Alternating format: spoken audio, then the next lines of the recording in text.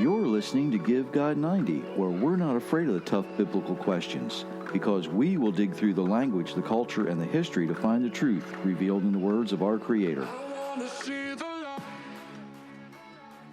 Happy Monday, everyone. We're certainly glad you're spending some time with us today, whatever day you might be listening to this. Hopefully it'll be worth your time. So, as we look at this season of miracles, I guess is a good way to say it. We're going to look at something today that you might not expect that I would talk about in this particular time of the year, but that's okay. If you're new here, make sure you check out givegod90.com. All kinds of good stuff there. If you've been around for a while, thank you for staying with us. If you've bought and read the books, we appreciate that too. We sure would. Okay. I am being appropriately supervised. Good morning, everyone. Finally. Somebody's running a little behind this morning, but that's okay. Well, not really, but it's okay.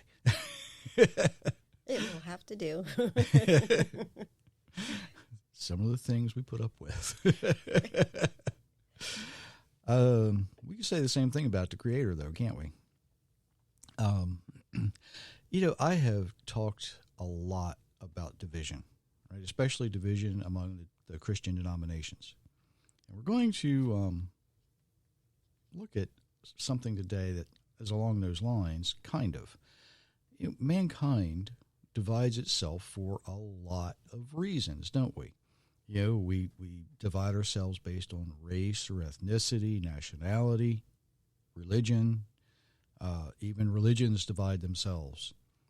Christians divide themselves into denominations. Jewish friends divide themselves into different sects.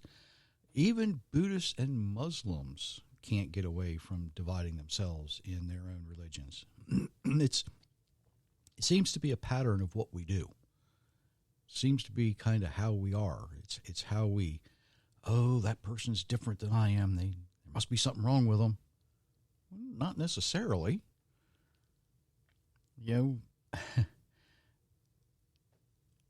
But there's a division that's coming. And if you believe in the God of Abraham, you might have a very difficult time with that. And we'll get to that here in a bit. But we're going to look at some divisions in the Bible. And we're going to start, if you want to read that first passage. And the Lord said to him, "Bring me a heifer, a goat, a ram, each 3 years old, along with a turtle dove and a young pigeon." So Abraham brought all these to him, split each of them down the middle, and laid the halves opposite each other. The birds, however, he did not cut in half. Genesis 15:9 and 10. And those who have transgressed my covenant and have not fulfilled the terms of the covenant they made before me, I will treat them like the calf they cut in two in order to pass between its pieces. Jeremiah 34:18. Okay, so two different events, two different things, but together they display a consistency in the word of our Creator. The covenant with Abraham, of course, describes the Creator and Abraham passing between the halves of the animals. And that was a promise of the land to be inhabited by Abraham's descendants. The covenant is divided into parts, just like the animals were, with the exception, of course, of the birds. And I'm not going to go into detail right now, but I want you to realize there's a very good reason that the birds were not divided, Okay? Just keep that in mind and think about that. The Jeremiah part, on the other hand, it describes a different covenant that is built on the one made with Abraham. You see, the people had changed their minds. They had profaned the name of the Creator by violating the covenant made at Mount Sinai. They were supposed to free their servants after a period of 7 years. And in verse 16, we read, "But now you've changed your minds and profaned my name. Each of you has taken back the men servants and maid servants whom you had set at liberty." They'd set them free to go wherever they wanted, and you have again forced them to be your slaves. They screwed up. The slaves were free to stay if they wanted to be, and there were provisions for that. However, you couldn't go back and say, "You've got to come back to work for me." It didn't work that way. So the ones who failed to maintain the parameters of the covenant were divided from those who did. That's division from the Almighty, based on His rules. By the way, the second book is God's Universe, God's Rules. There's a reason for that, too.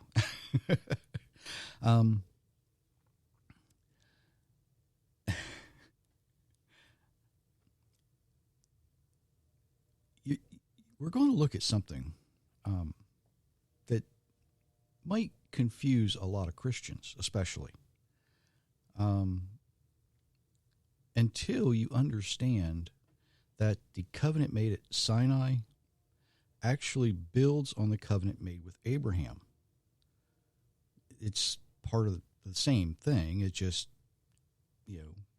each time he says something, it builds onto what he said before. He doesn't change anything. He just sometimes adds to it. And it's kind of like, when you have a child and you say, "Don't touch that." And as the child gets bigger, the things they shouldn't touch sometimes get a little taller, right? When they're crawling around on the floor, don't stick your finger in the electric socket. As they get a little bigger, it's they're walking around. It's don't touch the lamp, you'll break it. So it's all part of the same thing. You just add to what you're saying, what you're teaching.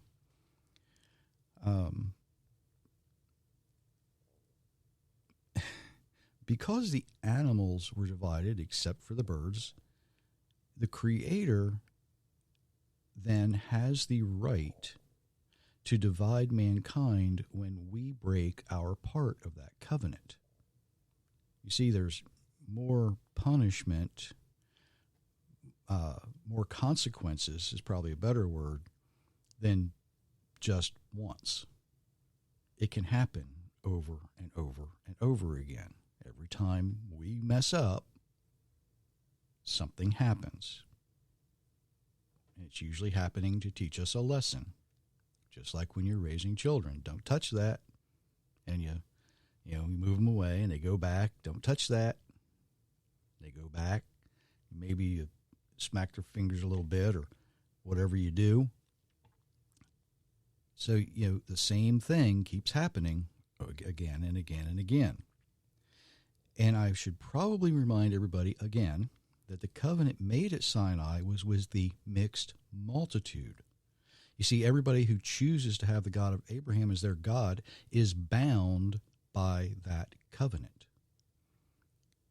So let's look at the passage that seems to confuse a lot of Christians.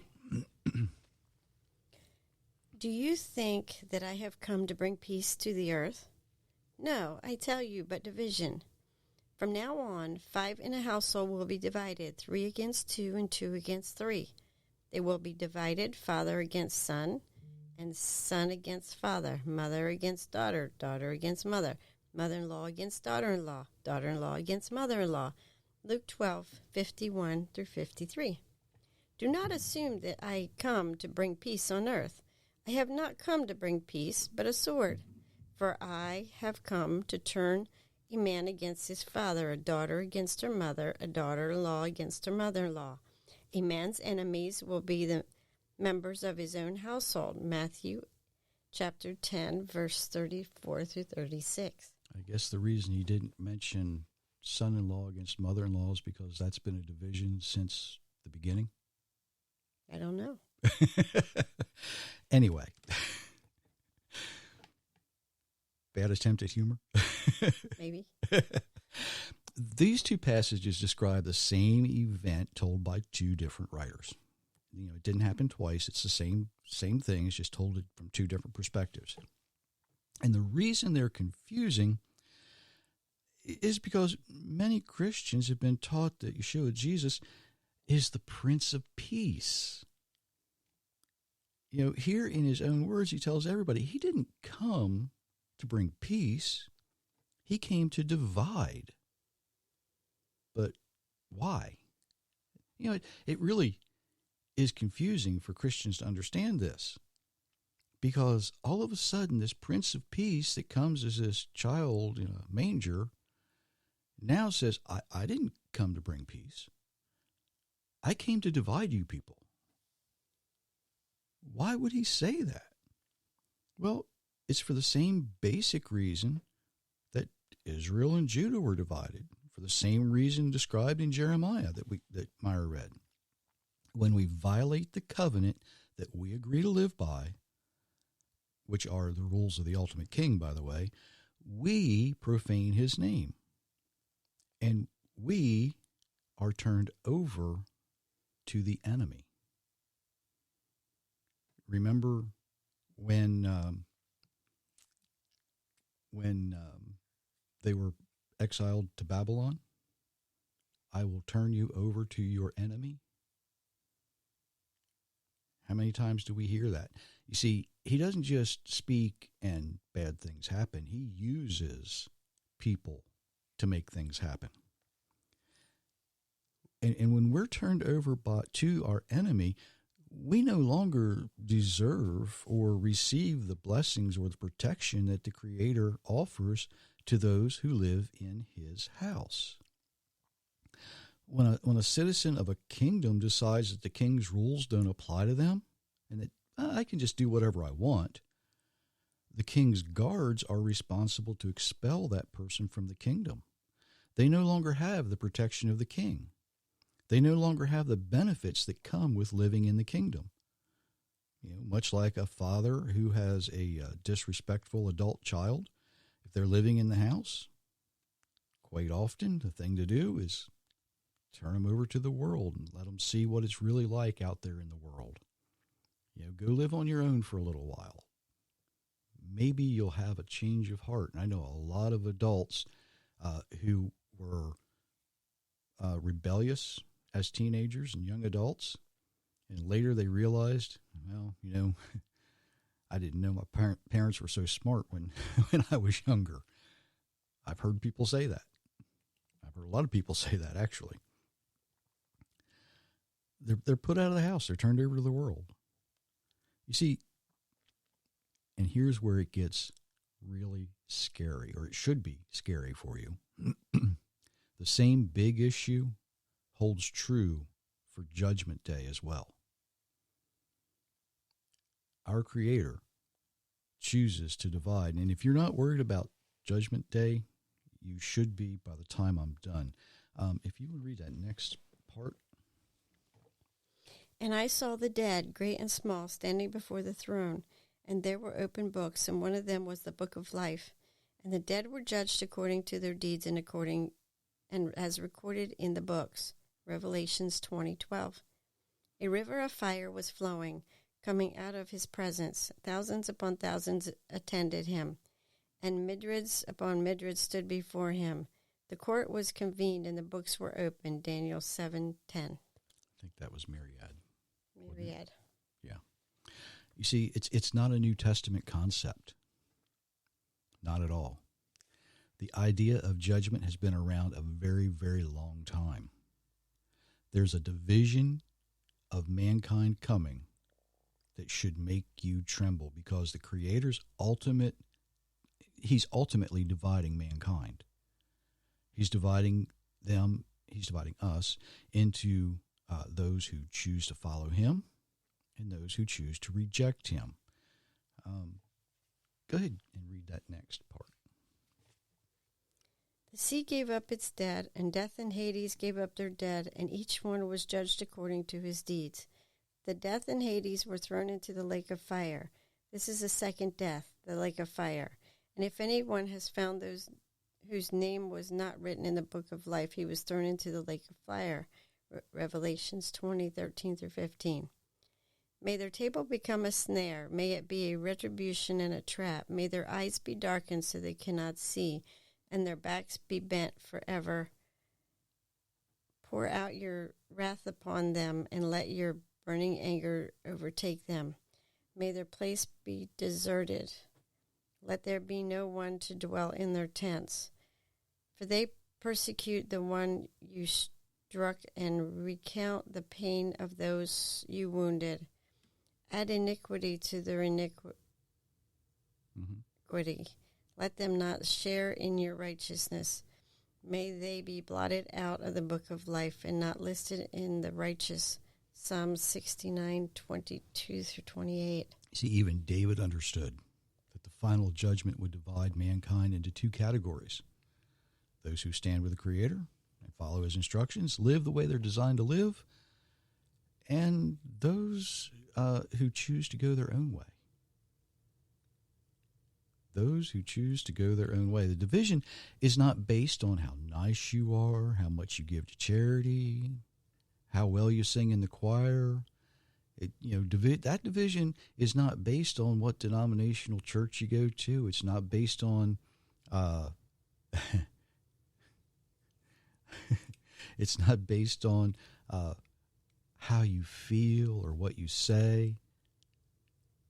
It's that division is based on the choices you make every day. And that division will result in where you spend your eternity.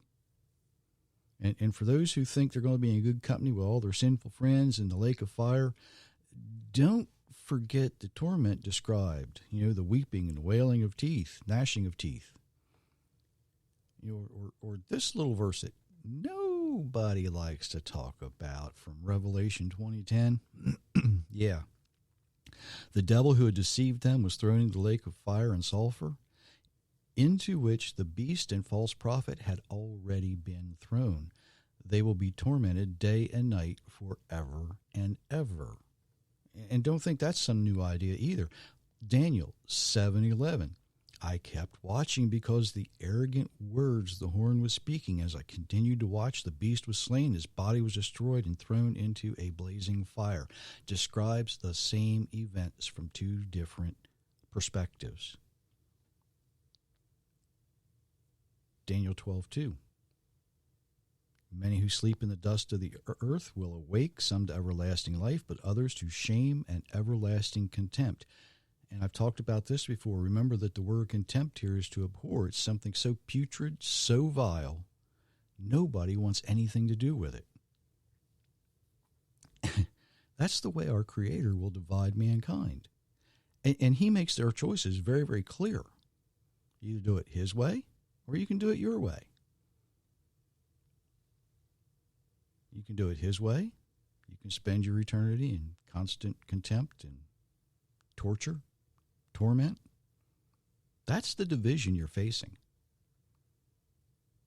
You see, when our Creator rightly divides mankind, you need to understand where you're going to be. And I know there's a lot of Christians out there listening right now going, oh, but I'm saved. Not if you say and then go back to doing what you were doing that you needed to be saved from to start with. That once saved, always saved cannot be found in Scripture. He will forgive often if you mean it, but you have to mean it.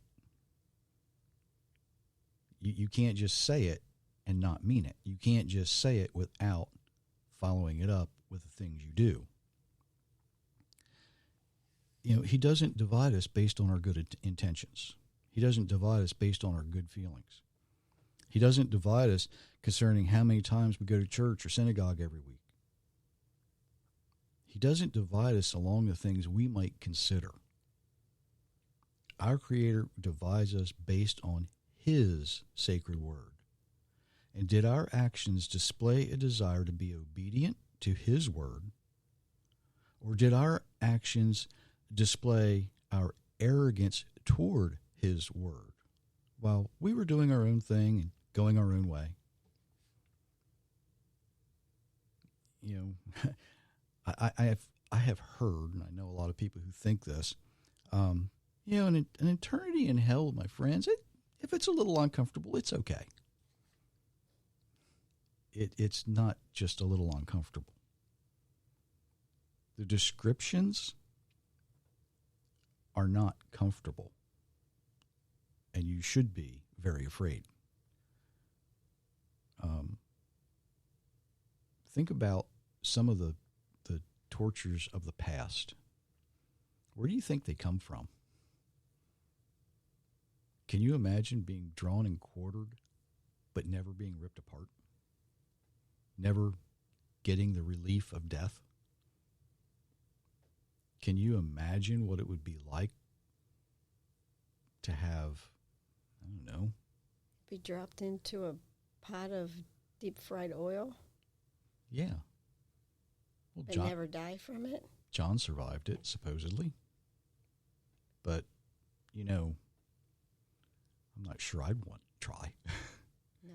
I like a hot tub every now and again, but, that's like 105, 106 degrees at the most.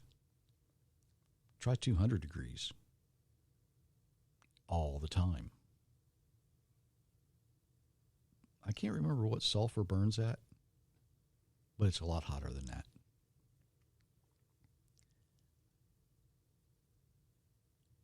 You don't, and for the folks out there who are considering this, and I've heard this too, I don't know if I want to go to heaven. It's got to be boring up there. Everybody's sitting around on a cloud playing harps. That's not what it's going to be like. You don't spend that much time in heaven anyway. You come back to earth, the remade earth, the new earth. And it's going to be anything but boring. There's going to be plenty to do. There's going to be plenty to see. There's going to be, life the way it was intended to be. The King of creation divides us, and His decision is final. There's no appeal. Not once He speaks and it's done. If you can hear this, you still have the opportunity to change. You can either be welcomed into His kingdom, or He will turn you over to the enemy. He will put you out of His house and turn you over to the enemy. The choice is yours, and you still have the opportunity to change if you can put away your arrogance and your pride and actually follow His instructions. All, or as many as you are able, of His instructions. It's not about being a good person. It's not about good intentions. It's not about, I feel. It doesn't matter how you feel. It matters what the Creator says. It matters not just because of where you're going to spend eternity, but the people around you right now that are watching you. And, we all judge. Trust me, we all judge. We all prejudge. We look at somebody and we look at the way they're dressed or the way they have their hair, might look at their skin color, might look at their jewelry. And we have preconceived ideas of what that person's like. But until you know them, You don't know anything about them. Because our Creator doesn't judge based on what we look like, what we wear. How's my hair? My hair look okay today? Oh, it's damp out. I got a frizz head. Or how's that saying? Is that something like that? Humidity's up. My hair's frizzy. He looks a lot deeper. He looks at things we probably haven't even considered yet. He looks at things I haven't even mentioned yet. Where will you wind up? On which side of the dividing line will you be? See, that choice is yours. Right up until you can't make it. Right up until you draw your last breath. A wife of a fellow I used to work for said, well, the secret is to live life how you want it, and then the day before you die, repent. Problem is, you don't know when that day is. And that could lead to a big problem for you. The choice is yours. You can either do it his way or you can do it your way. And if you live the way he designed you to live, well, then your problem's pretty much solved. Because living his way is pretty much how he's going to divide you. So, something to think about as you enjoy this season of miracles. I just got to look. But remember why we have the miracles, for our Jewish brothers and sisters who are getting ready to celebrate Hanukkah and their rededication of the temple. There were a lot of miracles that led up to that. For Christians getting ready to do what they do this time of year, there was a lot of miracles led up to that too. Don't be left out. Miracles are available. So is repentance. So until Thursday, we wish you many, many blessings, everyone. Be safe.